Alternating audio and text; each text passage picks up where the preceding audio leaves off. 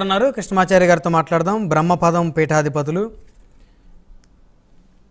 కృష్ణమాచార్య గారు, good evening sir. జై వీరబ్రహ్మ, జై గోవింద బాబు, జై బ్రహ్మనాయుడు గారు, గుడ్ ఈవినింగ్.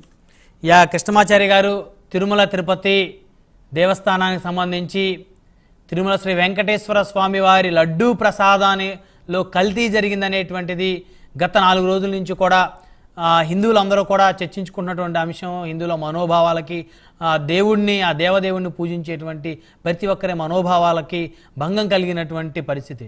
అయితే ఇప్పుడు ప్రస్తుతం మన చర్చ తిరుమల శ్రీ వెంకటేశ్వర స్వామి కొండ మీద ఉద్యోగం చేసేటువంటి ఒక అటెండర్ దగ్గర నుంచి టీటీడీ బోర్డు చైర్మన్ వరకు కూడా ఖచ్చితంగా దేవదేవుడి మీద భక్తి ఉన్నటువంటి వాళ్ళు మాత్రమే ఉండాలి, అన్య మతస్థులు ఖచ్చితంగా ఉండకూడదు, ఖచ్చితంగా వారి కుటుంబంలో కూడా అన్య మతస్థులు ఉండకూడదు అనేటువంటి ఒక అంశాన్ని ప్రస్తుతం హిందూ సంఘాలు పెద్ద ఎత్తున బలంగా వినిపిస్తా ఉన్నాయి. ఏమంటారు సార్? ముందుగా పరమ పూజ్యులు శైవక్షేత్ర పీఠాధీశులైనటువంటి శ్రీ శ్రీ శ్రీ శివస్వామి వారికి పాదపద్మములకు నమస్మాంజలు.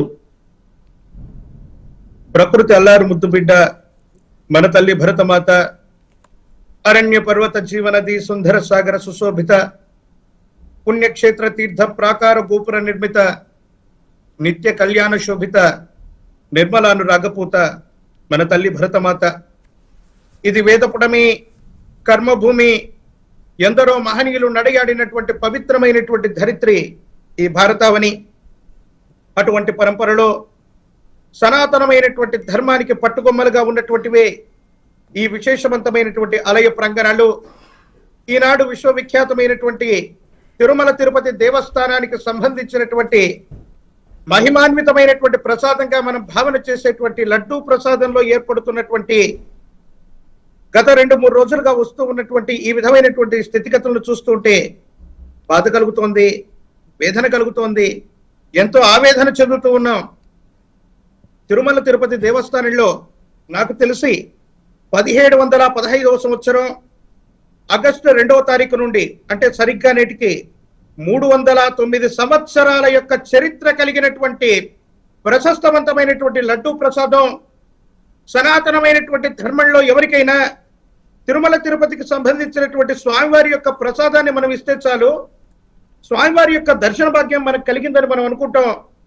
కానీ దీంట్లో జంతువులకు సంబంధించినటువంటి కొరువులో ఇతరత్ర అవిశేషాలు ఉన్నాయన్నటువంటి ఈ విధమైనటువంటి మాట, ఈ అపవిత్రత, ఈ కలంకం, దీన్ని ఎట్లా అర్థం చేసుకోవాలో అర్థం కాదు. మీరన్నట్టుగా ఈ ధర్మకర్తల మండలిలో ఉన్నటువంటి వాళ్ళు అవ్వచ్చు, పరిపాలనా విభాగంలో ఉన్నటువంటి వాళ్ళు అవ్వచ్చు, చేతకానటువంటి వ్యక్తుల యొక్క స్థితిగతుల వల్ల సనాతనమైనటువంటి ధర్మం మొత్తం కూడా ఇలాంటి వాళ్ళ వల్ల అభాసు పాలవుతుంది.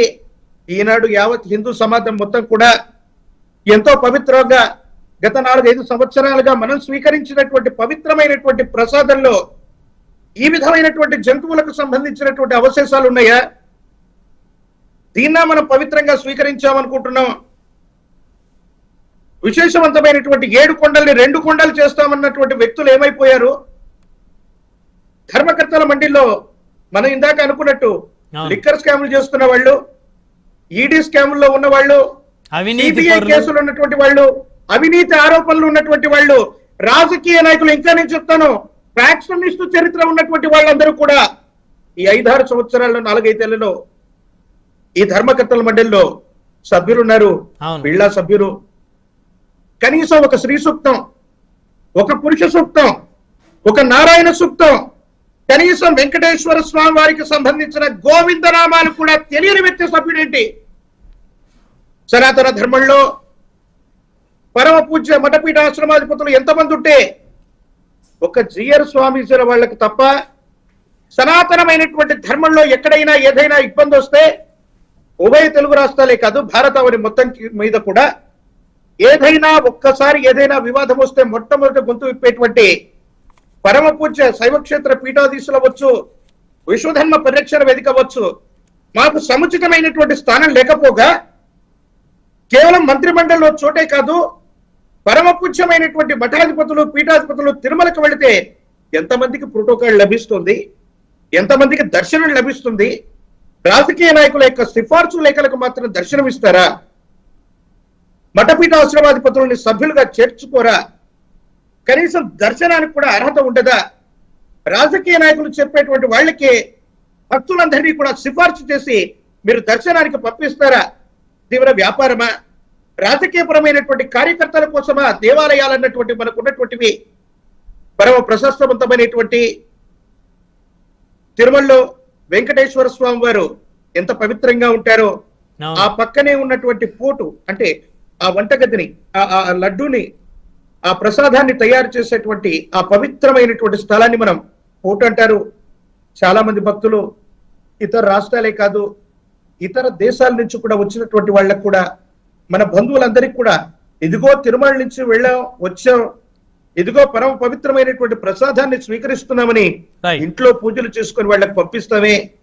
ఇది అపవిత్రమైతున్నటువంటి పరిస్థితిని చూస్తే గనక ఇది కలంకితమైనటువంటి చర్య. దోషులు ఎవరైనా సరే వాళ్ళని శిక్షించవలసిందే. సభ్య సమాజం తలదించుకోవలసినటువంటి పరిస్థితి ఉంది.